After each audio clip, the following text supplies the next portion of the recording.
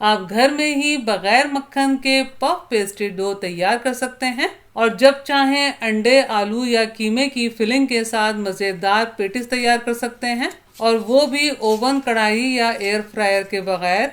तो आज मैं आपसे एग पफ पेटीज की रेसिपी शेयर कर रही हूँ।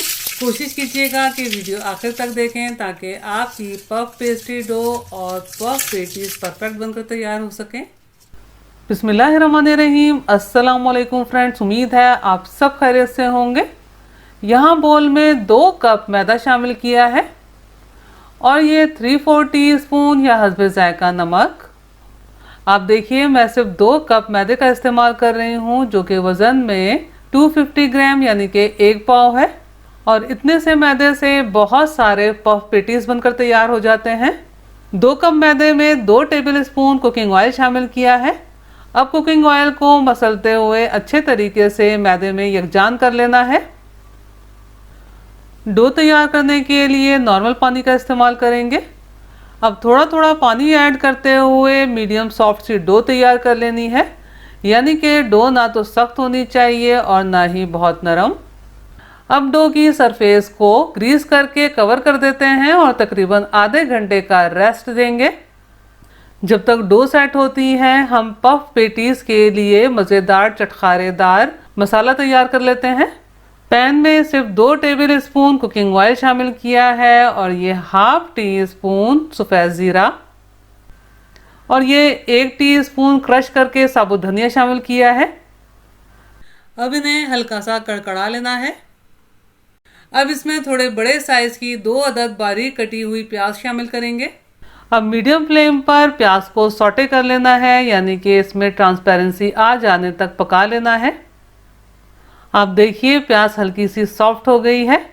अब इसमें चंद अज़ा शामिल करेंगे। तो यहाँ मैंने 1 टीस्पून लहसुन अदरक का पेस्ट शामिल किया है, 1/2 टीस्पून या हस्बे जायका नमक, 1 टीस्पून कश्मीरी लाल मिर्च पाउडर, 1/2 टीस्पून कुटी हुई लाल मिर्चें, 1/4 टीस्पून हल्दी पाउडर, 1/2 टीस्पून पिसी हुई काली मिर्चें।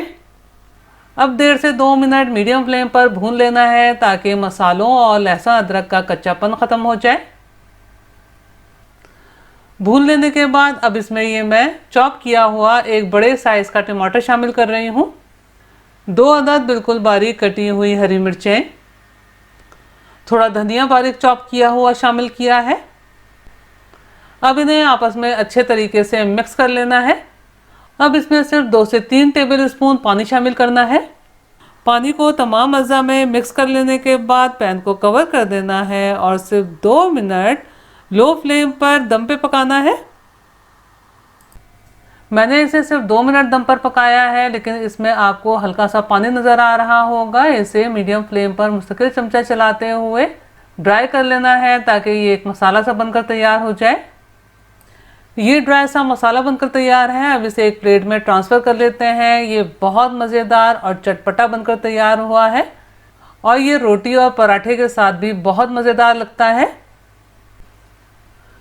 दूसरी तरफ आटा भी बहुत अच्छे तरीके से सेट हो गया है। अब डो को 1 से 2 मिनट मज़ीद मुक्कियाँ देते हुए गूंद लेते हैं ताकि ये और ज़्यादा लचकदार हो जाए। अब डो को बराबर के 2 हिस्सों में डिवाइड कर लेना है। अब पफ पेस्ट्रीज बनाने के लिए डो का एक हिस्सा लेंगे और बाकी डो को कवर करके रख देते हैं। अब डो को बराबर के 5 हिस्सों में डिवाइड कर लेना है। अब इन पीसेस के छोटे छोटे पेड़े बना लेंगे। ये तमाम पेड़े बनकर तैयार हैं। अब इन्हें एक प्लेट में ट्रांसफ़र करके फूड ग्रेड पॉलीथीन बैग से कवर कर देते हैं और तकरीबन 8 से 10 मिनट का रेस्ट देंगे। पफ पेस्ट्रीज बनाने के लिए यहाँ मैंने 1/4 कप घी लिया है। ख्याल रहे कि इस पॉइंट पर आपने घी का इस्तेमाल करना है। और इसमें ये मैं 4 टेबल स्पून कॉर्नफ्लोर के शामिल कर रही हूँ।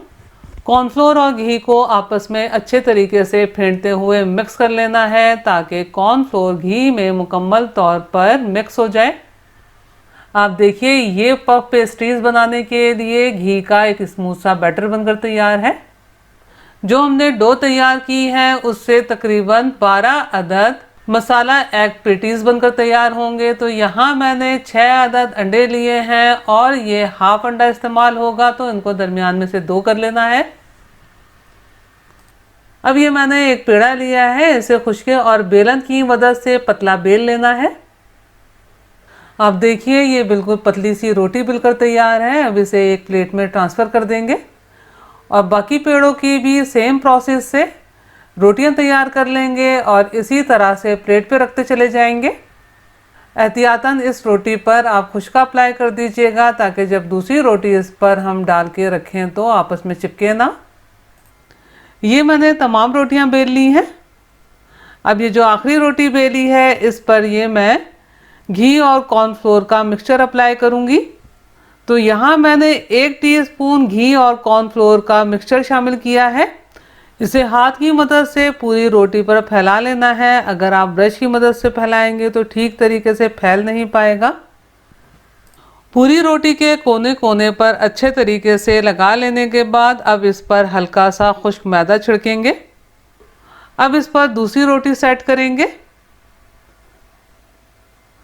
बस सेम प्रोसेस से तमाम रोटियों की लेयरिंग कर लेंगे। तमाम रोटियों की लेयर्स लगा दी हैं। अब आपने हाथ की मदद से इस तरह प्रेस करना है ताकि तमाम रोटियां आपस में अटैच्ड हो जाएं। अब आपने खुश्के की मदद से इसे बेलते हुए एक बड़ी सी रोटी बना लेनी है। आप देखिए ये एक बड़े साइज की पतली सी रोटी बिलकर तैयार है। अब आपने क्या करना है, ये जो हमने घी और कॉर्नफ्लोर का मिक्सचर तैयार किया है इसे रोटी पर फैलाते हुए डालना है और पूरी रोटी पर फैला देना है। ख्याल रहे कि किनारे खाली ना रह जाएं। अब इस पर मैदा छिड़कते हुए डालना है। अब इस तरह से दोनों किनारों को एक दूसरे पर ओवरलैप कर देना है। ये एक स्ट्रिप सी बनकर तैयार हो गई है। अब इस पर भी घी और कॉर्नफ्लोर का मिक्सचर अप्लाई करना है और इस पर फिर मैदा छिड़कते हुए डालना है। अब एक किनारे को फोल्ड करके इस पर ये साटा या कॉर्नफ्लोर और घी का मिक्सचर अप्लाई करेंगे और थोड़ा सा मैदे से डस्ट करेंगे। दूसरे किनारे को भी ओवरलैप कर देंगे। ये एक बॉक्स सा बनकर तैयार हो गया है। अब इसे हमें खुश्के की मदद से बड़ा करते हुए बेल लेना है। लेकिन पहले हमने ज़रा पतली रोटी बेली थी, लेकिन अब हम थोड़ी मोटी रोटी बेलकर तैयार करेंगे। मैंने इसे रेक्टेंगुलर शेप में थोड़ा मोटा बेल लिया है। अब जो इसके अनइवन किनारे हैं इसे काट कर अलग कर लेना है।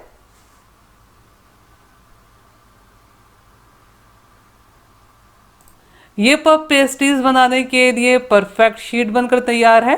अब इसको पीसेस में कट करना है। तो पहले इस तरह सेंटर से कट करेंगे। अगर आप चाहें तो स्केल की मदद से निशान लगाकर भी कट कर सकते हैं या फिर अंदाजे से कट कर लें और फिर इस तरह से मज़ीद 2 कट लगाएंगे। ये हमारे पास 6 अदद मसाला एग पेटीज के लिए रेक्टेंगुलर शेप में पीसेस बनकर तैयार है। थोड़ा किनारा छोड़ते हुए इस पर इस तरह से थोड़ा मसाला रखना है। अब इस पर आधा कटा हुआ हार्ड बॉयल एग रखेंगे। अब तकरीबन आधा इंच किनारा छोड़ते हुए चारों तरफ पानी अप्लाई करेंगे। अब दूसरे किनारे को इस तरह से फोल्ड करके उंगलियों की मदद से प्रेस करते हुए इसे सील कर देंगे। बस सेम तरीके से तमाम पफ पेटीज तैयार कर लेंगे। अगर आप चाहें तो इन्हें इस पॉइंट पर किसी ट्रे में रख के फ्रीज कीजिए और जब ये जम जाएं तो इन्हें किसी बॉक्स में ट्रांसफ़र कीजिए या फिर जिप लॉक बैग में ट्रांसफ़र करके फ्रीज़र में रखिए और हस्बे ज़रूरत इस्तेमाल कीजिए। इन्हें हमने फ्राई करना है, लेकिन अगर आप चाहें तो इन्हें प्री हीट ओवन में 180 डिग्री सेंटीग्रेड पर तकरीबन 20 से 25 मिनट बेक कर सकते हैं। अगर आपके पास एयर फ्रायर मौजूद है तो आप एयर फ्रायर में भी इन्हें बेक कर सकते हैं। पफ पेटीज फ्राई करने के लिए ये मैंने हस्बे ज़रूरत ऑयल पैन में लिया है। लो फ्लेम पर ऑयल को गर्म करना है और इस तरह छोटा सा डो का पीस डाल के देखना है। जब तेज़ी से ऊपर आ जाए तो इसका मतलब है हमारी रिक्वायरमेंट के हिसाब से ऑयल गर्म होकर तैयार है। अब पैन की गुंजाइश के हिसाब से पफ पेटीज फ्राई करने के लिए शामिल करेंगे और ख्याल रहे कि फ्लेम को हमें लो ही रखना है। और जब लो फ्लेम पर पकते हुए इस तरह से तमाम लेयर खुल जाएं और ये पफ पेटी सरफेस पर आ जाएं तो आपने आराम से इन्हें पलट लेना है। और अब आपने फ्लेम को मीडियम टू लो कर देना है और मीडियम टू लो फ्लेम पर अच्छा सा गोल्डन कलर आ जाने तक इन्हें फ्राई कर लेना है। आप देखिए कितने अच्छे गोल्डन कलर के साथ ये फ्राई होकर तैयार हैं। अब इन्हें आराम से निकाल लेना है और आपने इन्हें इस तरह किसी स्टैंड या फिर स्ट्रेनर वगैरह पर निकाल के रखना है ताकि इसमें मौजूद ऑयल निकल जाए। बस सेम प्रोसेस से तमाम पफ पेटीज फ्राई कर लेंगे। मैंने आपको ये पफ पेटीज बहुत अच्छे तरीके से बनाना बताया है, तो मेरे तरीके से ये पफ पेटीज ज़रूर बनाइएगा। मुझे कमेंट्स करके बताइएगा कि आपको मेरी ये रेसिपी कैसी लगी। अगर आपको मेरा काम थोड़ा सा भी पसंद आया हो तो मेरी वीडियो को लाइक कीजिए, अपने दोस्त अहबाब में शेयर कीजिए, चैनल को सब्सक्राइब करना और बेल बटन को क्लिक करना बिल्कुल भी मत भूलिएगा। अल्लाह हम सबका दस्तरख्वान हलाल रिस्क से वसी से वसी तर फरमाए, आमीन। मुझे और मेरी फैमिली को भी अपनी दुआओं में याद रखिएगा। अपना और अपनी फैमिली का बहुत ख्याल रखिएगा। अगली रेसिपी की वीडियो तक के लिए अल्लाह हाफिज़।